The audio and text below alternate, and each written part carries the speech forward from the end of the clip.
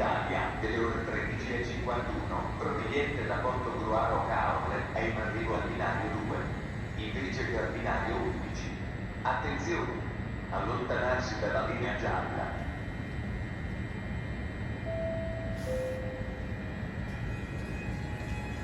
Il treno regionale veloce 3673 di Trenitalia delle ore 13:50 proveniente da Verona Porta Nuova è in arrivo al binario 15.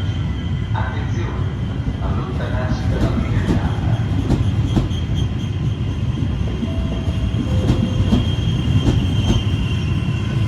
Informiamo che il treno da Porta Velocità 89 84 delle ore 13:57 per Milano Centrale partirà dal binario 9, invece che dal binario 10.